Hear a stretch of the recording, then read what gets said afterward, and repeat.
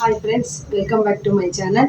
Friends, ನಾನಿವತ್ತು ಏನು ಹೇಳಕ್ಕೆ ಬಂದಿದ್ದೀನಿ ಅಂತಂದರೆ, ಈಗ ಹೇಗಂತಂದರೆ ನಮ್ಮ ಟೈಲರಿಂಗ್ ಕ್ಲಾಸಲ್ಲಿ ಬರೋವಂಥ ಸ್ಟೂಡೆಂಟನ್ನ ನಾನು ಅಬ್ಸರ್ವ್ ಮಾಡಿದಾಗ ನನಗೆ ಒಂದು ಪ್ರಶ್ನೆ ಗೊತ್ತಾಗಿದ್ದು, ಅಂದರೆ ಹೇಗಿದ್ದಾರೆ ಅಂದರೆ ಯೂಟ್ಯೂಬ್ ನೋಡಿ ಅರ್ಧ ಕಲ್ತಂಥವ್ರು ಬಂದಿದ್ದಾರೆ, ಅಥವಾ ನಂಗೆ ಯೂಟ್ಯೂಬಿಂದ ಸ್ವಲ್ಪನೂ ಗೊತ್ತಾಗೋದಿಲ್ಲ, ಏನೂ ಗೊತ್ತಾಗೋದಿಲ್ಲ, ನನಗೆ ಆಫ್ಲೈನ್ ಕ್ಲಾಸೇ ಬೇಕು ಅಂತ ಹೇಳಿ ಬಂದವರಿದ್ದಾರೆ. ಆದರೆ ನಾನು ಹೇಳೋದು, ಯೂಟ್ಯೂಬ್ ನೋಡಿ ಸಹ ನೀವು ಟೈಲರಿಂಗನ್ನು ಕಲಿಬೋದು. ಆದರೆ ನೀವು ಒಂದೆರಡು ಟಿಪ್ಸನ್ನು ನಾನು ಹೇಳ್ತೀನಿ, ಅದನ್ನು ನೀವು ಫಾಲೋ ಮಾಡಿದ್ರೆ ಯೂಟ್ಯೂಬ್ ನೋಡಿ ಸಹ ನೀವು ಟೈಲರಿಂಗ್ ಕಲಿಬೋದು. ಅದು ಯಾವ ರೀತಿ ಅಂತ ಹೇಳ್ಬಿಟ್ಟು ನಾನು ಈ ವಿಡಿಯೋದಲ್ಲಿ ಹೇಳ್ತೀನಿ. ವಿಡಿಯೋನ ಸ್ಕಿಪ್ ಮಾಡ್ದಂಗೆ ಪೂರ್ತಿಯಾಗಿ ನೋಡಿ. ಯೂಟ್ಯೂಬ್ ನೋಡಿ ಸಹ ನೀವು ಹೊಸ ಡಿಸೈನ್ ಆಗಿರ್ಬೋದು, ಟೈಲರಿಂಗ್ ಸ್ವಲ್ಪನೂ ಗೊತ್ತಿಲ್ಲದಿದ್ರೂ ನೀವು ಫಸ್ಟಿಂದ ಬಿಗಿನರ್ಸಿಂದನೂ ನೀವು ಕಲಿಬೋದು. ತಗೊಳ್ಳೋದಕ್ಕೂ ಸಹ ಕಷ್ಟ ಆಗ್ಬೋದು. ಮತ್ತು ಕೆಲವರಿಗೆ ಈಗ ಆನ್ಲೈನ್ ಕ್ಲಾಸ್ ತೊಗೋಬೋದಲ್ಲ ಮೇಡಮ್, ಕೆಲವರಿಗೆ ಆನ್ಲೈನ್ ಕ್ಲಾಸ್ ಅಂದರೆ ಅಮೌಂಟ್ ಕಟ್ಟಿ ಕಲಿಯೋದು ಸಹ ಕಷ್ಟ ಆಗಿರುತ್ತೆ. ಹಾಗಾಗಿ ನೀವು ಆನ್ಲೈನ್ ಕ್ಲಾಸು ಅಲ್ಲದೇ ಆಫ್ಲೈನ್ ಕ್ಲಾಸಿಗೂ ಹೋಗ್ದೇ ಬರೀ ನೀವು ಯೂಟ್ಯೂಬ್ ನೋಡಿ ಕಲಿಬೋದು. ಅದು ಯಾವ ರೀತಿ ಅಂತ ಹೇಳ್ಬಿಟ್ಟು ನಾನು ಈ ವಿಡಿಯೋದಲ್ಲಿ ಹೇಳ್ತೀನಿ. ಈ ಟಿಪ್ಸ್ಗಳನ್ನು ನೀವು ಫಾಲೋ ಮಾಡಿದ್ರೆ ಸ್ಟಾರ್ಟಿಂಗಿಂದ ನಾನು ಹೇಗೆ ಟೈಲರಿಂಗ್ ಕ್ಲಾಸಲ್ಲಿ ಸ್ಟೂಡೆಂಟಿಗೆ ಕಲಿಸ್ತೀನೋ ಅವ್ರನ್ನ ನಾನು ಸ್ಟೂಡೆಂಟಿಗೆ ಕಲಿಸಿ ಅವರು ಯಾವ ರೀತಿ ಕಲಿತಾರೆ ಅಂತೇಳಿ ನಂಗೆ ಗೊತ್ತಾಗಿದೆ. ನೀವು ನಾನು ಹೇಳೋವಂತಹ ಟಿಪ್ಸನ್ನು ಫಾಲೋ ಮಾಡಿದ್ರೆ ಸ್ಟಾರ್ಟಿಂಗಿಂದ ನೀವು ಬ್ಲೌಸು ಅಥವಾ ಡ್ರೆಸ್ಸನ್ನು ಸ್ಟಿಚ್ ಮಾಡೋವಂಥ ಒಂದು ಬರುತ್ತೆ, ನಿಮಗೆ ಆಗುತ್ತೆ ಅಂತ ಹೇಳ್ಬಿಟ್ಟು ನಾನು ಹೇಳ್ತೀನಿ. ಆದರೆ ನಾನು ಹೇಳೋವಂಥ ಫಸ್ಟಿಂದ ಟಿಪ್ಸ್ಗಳಿರುತ್ತಲ್ಲ ಅದನ್ನೆಲ್ಲದನ್ನು ನೀವು ಫಾಲೋ ಮಾಡಿ. ಫಸ್ಟ್ನೇದಾಗಿ, ಈಗ ಆಲ್ರೆಡಿ ಮನೇಲಿ ಮಿಷನ್ ಇದೆ, ನನಗೆ ಆ ಮಿಷನನ್ನು ಸ್ಟಿಚ್ ಮಾಡೋಕ್ಕೆ ಗೊತ್ತಿಲ್ಲ, ಹ್ಯಾಂಡ್ಲ್ ಮಾಡೋಕ್ಕೂ ಗೊತ್ತಿಲ್ಲ, ಹೇಗೆ ನಾನು ಯೂಟ್ಯೂಬ್ ನೋಡೇ ಕಲಿಬೇಕು ಅಂತ ಇದ್ದೀನಿ ಅಂತಂದರೆ ನೀವು ಹೇಗೆ ಕಲಿಬೇಕು? ಆಲ್ರೆಡಿ ಮಿಷನ್ ಇದೆ. ಈಗ ಮಿಷನ್ ಇದೆ ಅನ್ನೋಕ್ಕೋಸ್ಕರನೇ ಎಷ್ಟೋ ಜನ ಕಲಿಯೋರಿದ್ದಾರೆ. ಕೆಲವರು ಸಣ್ಣ ಪುಟ್ಟದಕ್ಕೂ ಟೈಲರ್ ಹುಡ್ಕೊಂಡು ಹೋಗ್ಬೇಕಪ್ಪ, ಅವರು ಬ್ಯುಸಿ ಇರ್ತಾರೆ, ಟೈಲರು ನಮಗೆ ಸ್ಟಿಚ್ ಮಾಡಿಕೊಡಲ್ಲ ಅಂತ ಹೇಳಿ ಕಲಿಯೋವಂಥವ್ರು ಇರ್ತಾರೆ. ಕೆಲವರು ಮನೆಯವ್ರು ಒತ್ತಾಯಕ್ಕಾಗಿ ಕಲಿತಾ ಇರ್ತಾರೆ. ಇನ್ನು ಕೆಲವರು ಪಾಪ ಅವ್ರಿಗೆ ಮನೇಲಿ ತುಂಬ ಕಷ್ಟ ಇರುತ್ತೆ, ನಮಗೆ ಕಲೀಲೇಬೇಕು, ಯಾಕಂದರೆ ನಾವು ಮನೇಲಿ ನಮ್ಮ ಯಜಮಾನರು ಒಬ್ಬರೇ ದುಡಿದ್ರೆ ಆಗಲ್ಲ, ನಾನು ದುಡಿಬೇಕು ಅನ್ನೋ ಒಂದು ಆಸೆಯಿಂದನೂ ಸಹ ಕಲಿತಾರೆ. ಕೆಲವೊಬ್ಬರು ಟೈಲರ್ಸ್ ಎಲ್ಲ ಅರ್ನು ಮಾಡ್ತಾ ಇರೋದು ನೋಡ್ಬಿಟ್ಟು, ನಾನು ಟೈಲರ್ ಆದರೆ ಸುಮ್ಮನೆ ಮನೆಗಿದ್ದು ಟೈಮ್ ವೇಸ್ಟ್ ಮಾಡೋ ಬದಲು ನಾನು ಸಹ ಟೈಲರಿಂಗ್ ಕಲಿತು ಸ್ವಲ್ಪ ದುಡ್ಡಾದರೂ ಅರ್ನ್ ಮಾಡೋಣ ಅಂತ ಹೇಳ್ಬಿಟ್ಟು ಟೈಲರಿಂಗ್ ಕೆಲಸಕ್ಕೆ ಬರ್ತಾರೆ. ಈ ರೀತಿ ತುಂಬ ಬೇರೆ ಬೇರೆ ಅಂದ್ಕೊಂಡು ಟೈಲರಿಂಗ್ ವೃತ್ತಿಗೆ ಬರೋವಂಥವ್ರು ತುಂಬ ಜನ ಇರ್ತಾರೆ. ಮತ್ತು ಕೆಲವರು ಹೇಗೆ ಟೈಲರಿಂಗ್ ಕೆಲಸಕ್ಕೆ ಬರ್ತಾರೆ ಅಂದರೆ, ಅವ್ರ ಮನೇಲಿ ಮತ್ತೆ ಯಾರಾದರೂ ದೊಡ್ಡವರು ಹೊಲಿತಾ ಇದ್ರೆ, ಅಕ್ಕ ಅಥವಾ ಇನ್ಯಾರೋ ಚಿಕ್ಕಮ್ಮ, ಅತ್ತೆ, ಅಮ್ಮ ಈ ರೀತಿ ಹೊಲಿತಾ ಇದ್ರೆ ಇದರಿಂದನೂ ಟೈಲರಿಂಗ್ ಕೆಲಸಕ್ಕೆ ಬರ್ತಾರೆ. ಈ ರೀತಿ ಬೇರೆ ಬೇರೆ ಇರ್ತಾರೆ. ಅಂದರೆ ಮನೇಲಿ ಯಾರಾದರೂ ಸ್ಟಿಚ್ ಮಾಡೋರು ಇದ್ದರು ಅಂದರೆ ಅವರಿಗೆ ತುಂಬ ಈಸಿ ಆಗುತ್ತೆ. ಅಂದರೆ ಅವ್ರಿಗೆ ಗೊತ್ತಿರುತ್ತೆ, ಅವರು ಸ್ಟಿಚ್ ಮಾಡೋದನ್ನೆಲ್ಲ ನೋಡ್ತಾ ಕಲ್ತು ಬಿಡ್ತಾರೆ. ಅವರಿಗೆ ಯೂಟ್ಯೂಬ್ ನೋಡಿ ಆರಾಮ್ಸೆ ಕಲಿಬೋದು ಅವರು. ಮತ್ತು ಏನಾದರೂ ಗೊತ್ತಿಲ್ಲ ಅಂದ್ರೂ ಸ್ಟಾರ್ಟಿಂಗಿಂದ ಅವ್ರ ಮನೇಲಿ ಯಾರಾದರೂ ಸ್ಟಿಚ್ ಮಾಡ್ತಾ ಇದ್ದರೆ ಕೇಳಿಕೊಂಡು ಕಲ್ತು ಬಿಡ್ತಾರೆ. ಈಗ ನಮಗೂ ಅಷ್ಟೇ ಇಂಟ್ರೆಸ್ಟ್ ಬಂದಿರೋದು, ನಮ್ಮ ಫ್ಯಾಮಿಲಿಯಲ್ಲಿ 1-2-3 ಜನ ಬಟ್ಟೆ ಹೊಲಿಯೋರು ಇದ್ದಿದ್ದರಿಂದ ನಂಗೆ ಸ್ವಲ್ಪ ಅದರಲ್ಲಿ ಮೊದಲಿಂದನೂ ಇಂಟ್ರೆಸ್ಟ್ ಇತ್ತು. ಹಾಗಾಗಿ ನಾನು ಟೈಲರ್ ಆದೆ. ಮತ್ತು ಹೇಗಂತಂದರೆ, ನಮ್ಮ ಮನೇಲಿ ನಮ್ಮಪ್ಪ ಮಿಷನನ್ನು ಕಷ್ಟ ಅಂದರೆ ಅವಾಗೆಲ್ಲ ತುಂಬ ವರ್ಷದ ಹಿಂದೆ ಫ್ರೆಂಡ್ಸ್, ಮಿಷನನ್ನು ಅವರು ಅಂದರೆ 1-2-3 ಮಿಷನ್ ನಮ್ಮ ಮನೇಲಿ ಇಟ್ಟೋಗಿದ್ರು. ಅವ್ರು ಕಷ್ಟ ದುಡ್ಡು ಇಸ್ಕೊಂಡಿದ್ರು ನಮ್ಮ ಅಪ್ಪನ ಹತ್ರ. ಆ ಮಿಷನ್ನು ಇತ್ತಲ್ವ, ನಾನು ಇದೇನು ಹೇಗೆ, ನನಗೆ 8th ಸ್ಟ್ಯಾಂಡರ್ಡಲ್ಲೇ ನಮ್ಮ ಮನೇಲಿ ಓವರ್ಲಾಕ್ ಮಿಷನ್ನು ಮತ್ತು ಬಟ್ಟೆ ಹೊಲಿಯೋ ಮಿಷನ್ ಆಗಿರ್ಬೋದು, ಹಾಗೆ ಜಿಗ್ಜಾಗ್ ಮಿಷನ್ 3 ಮಿಷನ್ ತಂದು ನಮ್ಮ ಮನೆಗೆ ಇಟ್ಬಿಟ್ಟು ಯಾರೋ ಕಷ್ಟ ಅಂತ ಹೇಳ್ಬಿಟ್ಟು ದುಡ್ಡು ಇಸ್ಕೊಂಡು ಹೋಗಿದ್ರು. ನನಗೆ ದಿನಾ ಬೆಳಗ್ಗೆದ್ದು ಆ ಮಿಷನ್ಗಳನ್ನು ನೋಡ್ತಾ ಇದ್ದೆ. ಈ ಮಿಷನಲ್ಲಿ ಹೊಲಿಬೇಕಲ್ಲ ಅಂತ ಹೇಳ್ಬಿಟ್ಟು ಓವರ್ಲಾಕ್ ಮಿಷನಲ್ಲಿ ಟ್ರೈ ಮಾಡಿದೆ, ಅದು ಬರಲಿಲ್ಲ. ಜಿಗ್ಜಾಗ್ ಮಿಷನಲ್ಲಿ ಟ್ರೈ ಮಾಡಿದೆ, ಬರಲಿಲ್ಲ. ನಾರ್ಮಲ್ ಮಿಷನ್ ಇತ್ತು, ಸ್ಟಿಚಿಂಗ್ ಮಿಷನು. ಅದನ್ನು ಟ್ರೈ ಮಾಡೋಕ್ಕೆ ಹೋಗಿ ಕೈ ಮೇಲೆಲ್ಲ ಬೆಳೆಸ್ಕೊಂಡು ಏನೇನೋ ಆಗಿ ನಂತರ ನಾನು ಕಲಿಬೇಕು ಅನ್ನೋದೊಂದು ನನಗೆ ಆಸಕ್ತಿ ಬಂತು. ಹೀಗೆ ಮತ್ತು ನಂತರ ನಾನು ಸಹ ದುಡ್ಡು ಸಂಪಾದನೆ ಮಾಡಬೇಕು ಅಂತ ಹೇಳ್ಬಿಟ್ಟು ನಾನು ಫಸ್ಟು ಬ್ಯೂಟಿ ಪಾರ್ಲರ್ ಕೋರ್ಸ್ ಮಾಡೋಣ ಅಂತ ಹೋದೆ. ಆ ಕೋರ್ಸಿಗೆ ತುಂಬ ದುಡ್ಡು ಹೇಳಿದ್ರಿಂದ ಟೈಲರಿಂಗಿಗೆ ತುಂಬ ಕಡಿಮೆ ಇತ್ತು, 50 ರೂಪಾಯಿ ಮಂತ್ಲಿ ಇತ್ತು. ಹಾಗಾಗಿ ನಾನು 10th ಮುಗಿತಿದ್ದಂಗೆ ಹೋಗ್ಬಿಟ್ಟು ಕಲಿತೆ. ಆದರೆ ನೀವು ಈಗ ಹೇಗೆ ಯೂಟ್ಯೂಬ್ ನೋಡಿ ಕಲಿಬೋದು ಅಂತ ಹೇಳ್ಬಿಟ್ಟು ನಾನು ಹೇಳ್ಕೊಡ್ತೀನಿ. ಈಗ ಮಿಷನ್ ಇರುತ್ತೆ, ಮಿಷನ್ ಇದ್ದ ತಕ್ಷಣ ನೀವು ನನಗೆ ಆ ಮಿಷನ್ ಬಗ್ಗೆ ಏನೂ ಗೊತ್ತಿಲ್ಲ, ಸ್ಟಾರ್ಟಿಂಗಿಂದನೇ ಕಲಿಯೋದು ಅಂತ ಅಂದ್ಕೊಂಡ್ರೆ, ನಿಮ್ಗೆ ಯಾರಾದರೂ ಟೈಲರ್ಸ್ ಪರಿಚಯ ಇದ್ದರೆ ಸ್ಟಾರ್ಟಿಂಗ್ ಏನಾದರೂ ಒಂಚೂರು ಕೇಳ್ಕೊಬೋದು ಹೇಗೆ ಅಂತೇಳಿ. ಇಲ್ಲದೇ ಇದ್ದರೆ ಈಗ ಸ್ಟಾರ್ಟಿಂಗ್ ಮಿಷನನ್ನು ನಾವು ದಾರ ಹಾಕೋದ್ರಿಂದ ಹಿಡಿದು ಪ್ರತಿಯೊಂದು ಸಹ ನಮಗೆ ಯೂಟ್ಯೂಬಿಂದ ಆಗಿರ್ಬೋದು, ಬೇರೆ ಬೇರೆ ಚಾನಲ್ಸಿಂದ ನಮಗೆ ಸಿಗ್ತಾ ಹೋಗುತ್ತೆ. ಅದನ್ನು ಹೇಗೆ ಅದು ನೋಡೋ ಕ್ರಮ ಸರಿ ಇರಬೇಕಷ್ಟೇ. ನಾವು ಅದನ್ನು ಅರ್ಥ ಮಾಡ್ಕೊಳ್ಳೋ ಕ್ರಮ ಸರಿ ಇದ್ದರೆ ಯೂಟ್ಯೂಬ್ ನೋಡಿ ನಾವು ಟೈಲರಿಂಗನ್ನು ಆರಾಮ್ಸೆ ಕಲಿಬೋದು. ನನ್ನ ಹತ್ರ ಕ್ಲಾಸಿಗೆ ಬರೋ ಅಂಥವ್ರು, ಮೇಡಮ್ ನಮಗೆ ಅಲ್ಲಿ ನೋಡಿದ್ರೆ ಅರ್ಥನೇ ಆಗಲ್ಲ, ಏನಂತಾರಂತಲೇ ಗೊತ್ತಾಗಲ್ಲ, ನಮಗೆ ಆಫ್ಲೈನ್ ಕ್ಲಾಸ್ ಕೊಡಿ ಅಂತ ಹೇಳ್ತಾರೆ. ಅವರು ಏನು ತಪ್ಪು ಮಾಡ್ತಿರ್ತಾರೆ ಅದನ್ನು ಸರಿಯಾದ ಕ್ರಮದಲ್ಲಿ ನೋಡ್ತಾರಲ್ಲ, ಸರಿಯಾಗಿ ಅದನ್ನು ಅಭ್ಯಾಸ ಮಾಡ್ತಾ ಇರಲ್ಲ. ಈಗ ಫ್ರೆಂಡ್ಸ್, ನೀವು ಯೂಟ್ಯೂಬ್ ಚಾನಲ್ ನೋಡಿಬಿಟ್ಟೆ ನೀವು ಟೈಲರಿಂಗ್ ಕಲಿತೀನಿ ಅನ್ನೋದಿದ್ರೆ ತುಂಬ ದೂರ ನಮಗೆ ಟೈಲರಿಂಗ್ ಕ್ಲಾಸ್ ಹೇಳೋರ ಹತ್ರದಲ್ಲಿ ಯಾರು ಇಲ್ಲ ಅಂತಂದರೆ ನೀವು ನೋಡಿ, ಫಸ್ಟು ನೀವು ಏನು ಮಾಡಿ ಅಂತಂದರೆ, ಫಸ್ಟು ನೀವು ಮಿಷನನ್ನು ನಿಮ್ಮ ಹ್ಯಾಂಡ್ಲಿಗೆ ತೊಗೊಳ್ಳಿ. ಫಸ್ಟು ನೀವು ಮಿಷನನ್ನು ಕಂಟ್ರೋಲ್ ಮಾಡ್ಕೊಳ್ಳಿ. ಅದರಲ್ಲಿ ನೀವು ಅಂದರೆ ಮನೆಯಲ್ಲಿ ಸಣ್ಣ ಪುಟ್ಟ ಫಾಲ್ ಹಚ್ಚೋದಾಗಿರ್ಬೋದು, ಹರಿದಿರೋದಾಗಿರ್ಬೋದು, ಹೊಲಿಯೋದು, ಮತ್ತು ನಿಮ್ಮದೇ ಟಾಪ್ ಅಂತಂದಾಗ ಸ್ಟಿಚ್ ಮಾಡಿ, ಈ ಥರದ್ದೆಲ್ಲ 1 ತಿಂಗಳು ಅಭ್ಯಾಸ ಮಾಡಿ. ಆಮೇಲೆ ನಂತರ ನೀವು ಏನು ಮಾಡಿ ಅಂತಂದರೆ, ಒಂದು ದಿವಸ ನಾವೀಗ ಹೇಗೆ ಟೈಲರಿಂಗ್ ಕ್ಲಾಸಿಗೆ ಬೆಳಗ್ಗೆ ಒಂದು 12 ಗಂಟೆಯಿಂದ 2 ಗಂಟೆ ತನಕ ಹೋಗ್ತೀನಿ ಅಂತೇಳಿ ನಿಮ್ಮ ಮನಸ್ಸಲ್ಲಿದ್ದರೆ, ನೀವು ಆ ಟೈಮನ್ನು ಕೊಡಬೇಕು. ಬೆಳಗ್ಗೆ ಒಂದು 12 ಗಂಟೆ ಕರೆಕ್ಟಾಗಿ ನೋಡುವಂಥದ್ದು ಚಾನಲ್ ನಿಮಗೆ ನೋಡಿ ಯಾರು ಚಾನಲ್ ಇಷ್ಟ ಆಗುತ್ತೋ, ನಿಮಗೆ ಯಾರು ಚಾನಲಲ್ಲಿ ಹೇಳಿದ್ದು ಟೈಲರಿಂಗ್ ಹೇಳಿರೋದನ್ನು ಅರ್ಥ ಆಗುತ್ತೋ ಅವ್ರ ಚಾನಲನ್ನು ನೋಡಿ ನಿಮ್ಗೆ ಯಾರು ಚಾನಲ್ ಅರ್ಥ ಆಗುತ್ತೋ ಅವ್ರ ಚಾನಲನ್ನೇ ಕಂಟಿನ್ಯೂ ಮಾಡಿ. ಫಸ್ಟ್ ನೀವು ಮಾಡಬೇಕಾಗಿರೋದು ಏನಂದರೆ, ಒಂದು ವೈಟ್ ಎಕ್ಸೈಸ್ ತೊಗೊಂಡು ನೋಟ್ಸನ್ನು ಬರ್ಕೊಳ್ಳೋದು. ಅಂದರೆ ಇದು ಸ್ಕೆಚ್ ಬಿಡಿಸ್ಕೊಂಡ್ಬಿಟ್ಟು ಅಳತೆಗಳು ಹೇಳ್ತಾರೆ. ಈಗ ಒಂದೊಂದು ಟೈಲರು ಒಂದೊಂದು ರೀತಿ ಹೇಳ್ಕೊಡ್ತಾರೆ. ಈಗ ಹೇಗಂದರೆ ಮೈ ಅಳತೆ ತೊಗೊಳೋದ್ರಿಂದ ಹೇಳ್ಬೋದು, ಮತ್ತು ಅಳತೆ ಬ್ಲೌಸನ್ನು ಇಟ್ಕೊಂಡು ಅಳತೆ ಮಾಡೋದ್ರಿಂದ ಆಗಿರ್ಬೋದು, ಪ್ರತಿಯೊಂದು ಪಾರ್ಟ್ಸ್ ನ ಯೂಟ್ಯೂಬಲ್ಲಿ ಹೇಳ್ಕೊಡ್ತಾರೆ. ನಿಮಗೆ ಯಾರ ಚಾನಲ್ ತುಂಬ ಚೆನ್ನಾಗಿ ಅರ್ಥ ಆಗುತ್ತೆ, ಹೇಳಿದ್ದು ನಿಮಗೆ ಬೇಗ ಕ್ಯಾಚ್ ಆಗುತ್ತೆ, ಅದನ್ನು ನೀವು ರೆಗ್ಯುಲರ್ ನೋಡ್ತೋಗ್ರಿ. ಮತ್ತು ಒಂದು ಫ್ರೆಂಡ್ಸ್, ಯೂಟ್ಯೂಬ್ ನೋಡಿಬಿಟ್ಟು ಟೈಲರಿಂಗ್ ಕಲಿಯೋರು ಮಾಡೋದು ತಪ್ಪು. ಇವತ್ತು ಒಬ್ಬರು ಚಾನಲ್ ನೋಡ್ತಾರೆ, ಮತ್ತು ನಾಳೆ ಇನ್ನೊಬ್ಬರು ಚಾನಲ್ ನೋಡ್ತಾರೆ, ನಾಡ್ದು ಇನ್ನೊಬ್ಬರು ಚಾನಲ್ ನೋಡ್ತಾರೆ. ಈಗ ಮಾಡಿದಾಗ ಒಬ್ಬೊಬ್ಬರು ಕಲಿಸೋದು ಸಹ ಬೇರೆ ಬೇರೆ ಥರನೇ ಇರುತ್ತೆ, ಒಬ್ಬೊಬ್ಬರು ಹೇಳೋದು ಸಹ ಬೇರೆ ಬೇರೆ ಇರುತ್ತೆ. ಅದೆಲ್ಲ ಕನ್ಫ್ಯೂಸ್ ಆಗಿ ನೀವು ಸ್ವಲ್ಪನೂ ಸಹ ಬಟ್ಟೆ ಹೊಲಿದಿರೋಂಗೆ ಆಗುತ್ತೆ. ಹಾಗೆ ಮಾಡಬೇಡಿ. ನೀವು ಒಂದು ದಿವಸ ಫುಲ್ಲು ನಮ್ಗೆ ಯಾರ ಚಾನಲ್ ನೋಡಿದ್ರೆ ಅರ್ಥ ಆಗುತ್ತೆ ಆ ರೀತಿ ಸ್ವಲ್ಪ ಹುಡುಕಿ.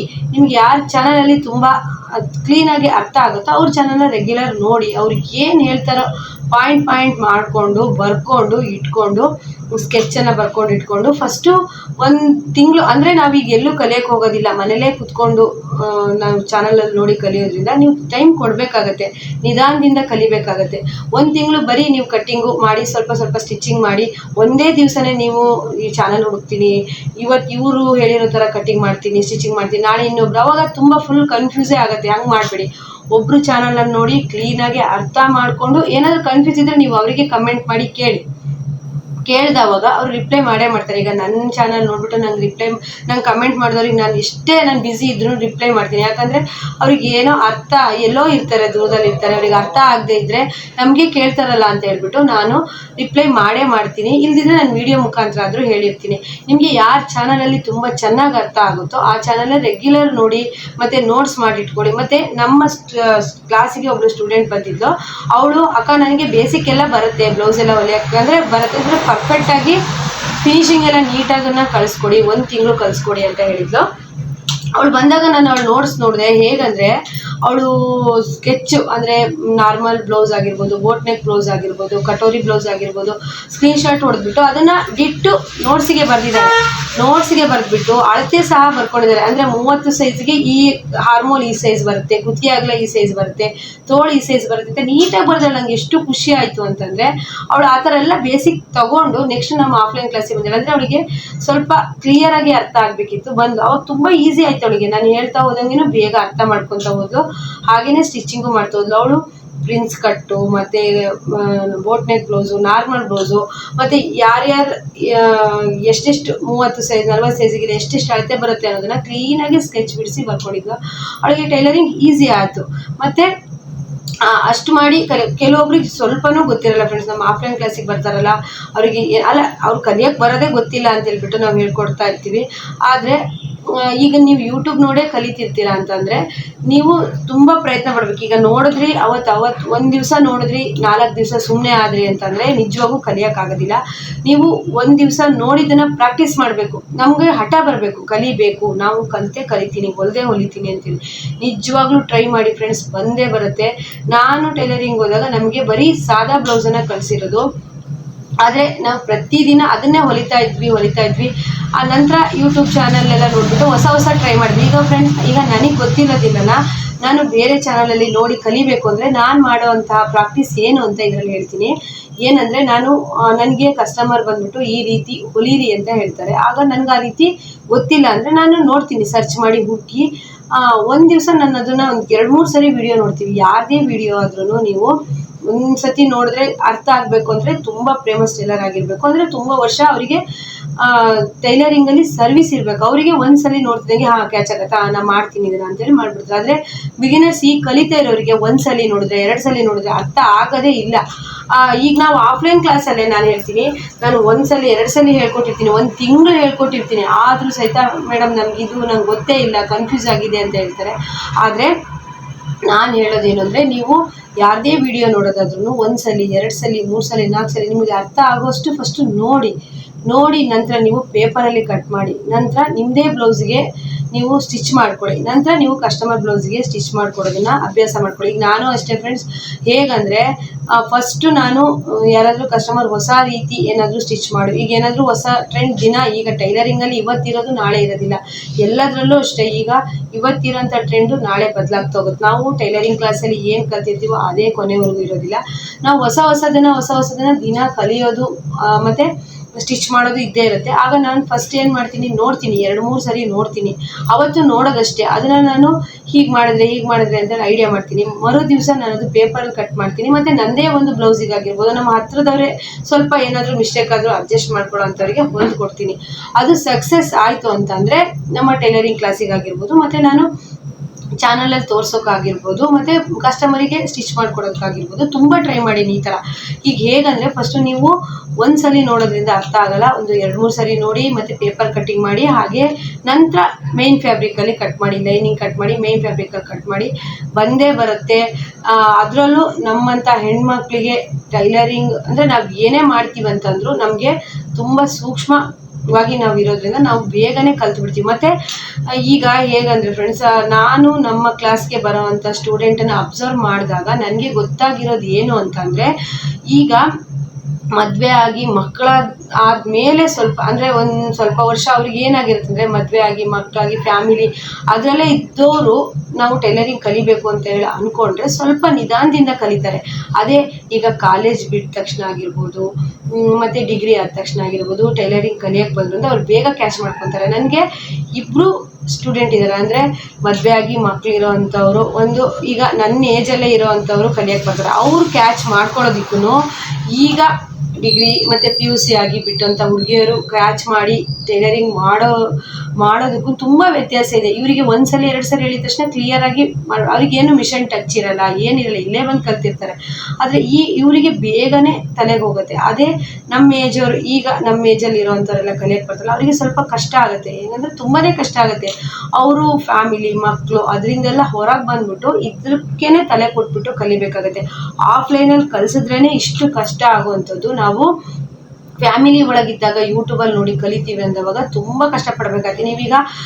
ಈಗ ನನ್ನ ಏಜವರೇ ಆಗಿರ್ಬೋದು, 35-36 ಆದವರು, ನೀವು ಯೂಟ್ಯೂಬ್ ನೋಡಿ ಕಲಿತೀನಿ ಅಂತೇಳಿ ನಿಮ್ಗೆ ಏನಾದರೂ ಅನಿಸಿದ್ರೆ, ನಾವೀಗ ಮನೆಗೆ ಇದು ಥರ ಸೋಮಾರಿಗಳಾಗ್ತಾಯಿದ್ದೀವಿ, ನಾವು ಟೈಲರಿಂಗ್ ಕಲಿಬೇಕು, ಇಲ್ಲ ಎಂಬ್ರಾಯ್ಡ್ರಿ ಕಲಿಬೇಕು, ಆರಿ ವರ್ಕ್ ಕಲಿಬೇಕು, ಕುಚ್ಚು ಹಾಕೋದು ಕಲಿಬೇಕು, ಈ ರೀತಿ ಅಂದರೆ ನೀವು ಫಸ್ಟು ಯಾವುದೇ ಆಗಿರ್ಬೋದು ನೋಡಿ, 1 ದಿವಸ ವಿಡಿಯೋ ನೋಡಿ, ಮತ್ತು ಮಕ್ಕಳೆಲ್ಲ ಶಾಲೆಗೆ ಕಳಿಸಿದ್ರ ಮೇಲೆ ನಿಮಗೆ ಮೈಂಡ್ ಒಂಥರ ಫ್ರೆಶ್ ಆದಾಗ ಆ ಕೆಲಸ ಮಾಡಿ, ಕಲಿಯೋದು ಹಾಗೆ ಮಾಡಿ. ತುಂಬ ಗೊಂದಲದಲ್ಲಿದ್ದಾಗೆಲ್ಲ ಕಲಿಯೋಕ್ಕೆ ಹೋಗ್ಬಿಡಿ. ತುಂಬ ಟ್ರೈ ಮಾಡಿ ಬರುತ್ತೆ. ಯಾವ ಕೆಲಸ 1 ಸತಿ ತಪ್ಪಾಗ್ಬೋದು, 2 ಸತಿ ತಪ್ಪಾಗ್ಬೋದು, 3 ಸತಿ ತಪ್ಪಾಗ್ಬೋದು, ಮತ್ತು ನಾವು ಪ್ರಯತ್ನ ಪಟ್ಟಾಗ ಸರಿಯಾಗಿ ಬಂದೇ ಬರುತ್ತೆ. ಟ್ರೈ ಮಾಡಿ. ಮಕ್ಕಳೆಲ್ಲ ಶಾಲೆ ಹೋದ್ಮೇಲೆ ಟ್ರೈ ಮಾಡ್ಬೋದು.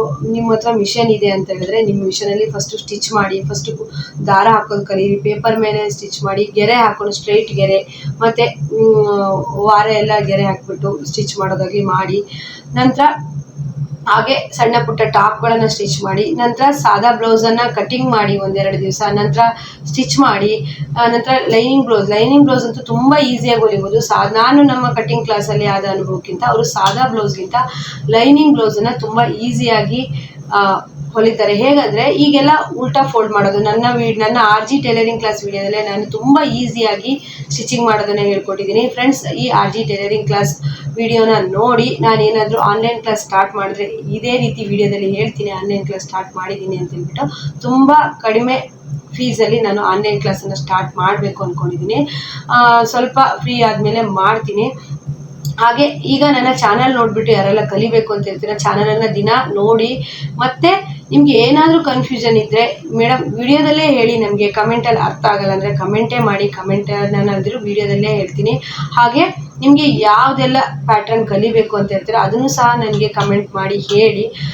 ನಾನು ಅದನ್ನು ನಿಮಗೆ ತೋರಿಸುವಂಥ ಪ್ರಯತ್ನ ಮಾಡ್ತೀನಿ. ಯಾಕಂದರೆ ನಾನಿರೋಂಥ ಟೈಲರಿಂಗ್ ಶಾಪಲ್ಲಿ ಒಬ್ಬರು ನನಗೆ ಕಮೆಂಟ್ ಮಾಡಿದರು, ಮೇಡಮ್ ಮಿಷನ್ ಮೇಲೇ ಕಟ್ ಮಾಡ್ತೀರಾ, ಟೇಬಲ್ ಇಲ್ವಾ ಅಂತೇಳಿ. ಸ್ವಲ್ಪ ಜಾಗ ತುಂಬ ಇಕ್ಕಟ್ಟಿರೋದ್ರಿಂದ ಹಾಗಾಗಿ ನಾನು ಮಿಷನ್ ಮೇಲೇ ಕಟ್ ಮಾಡ್ತಿದ್ದೀನಿ. ಆದಷ್ಟು ನಾನು ಟೇಬಲ್ನೆಲ್ಲ ಹಾಕಿ ವ್ಯವಸ್ಥೆ ಮಾಡಿಕೊಂಡು ನಿಮಗೆ ಯಾವ ರೀತಿ ಸ್ಟಿಚಿಂಗ್ ಕಟ್ಟಿಂಗ್ ಬೇಕು ಅಂತ ಹೇಳ್ಬಿಟ್ಟು ಹೇಳ್ಕೊಡ್ತೀನಿ. ಈ ನವರಾತ್ರಿ ಟೈಮ್ ಮುಗಿದ್ಮೇಲೆ ಮತ್ತೆ ನಾನು ಫ್ರೀ ಆಗ್ತೀನಿ. ಎಲ್ಲ ಥರದ ಕಟ್ಟಿಂಗ್ಗಳನ್ನು ಇನ್ನೂ ಹೆಚ್ಚು ಹೇಳ್ತಾ ಹೋಗ್ತೀನಿ. ಯಾವ್ದು ಬೇಕು ನಿಮಗೆ ಕಮೆಂಟ್ ಮಾಡಿ ಹೇಳಿ.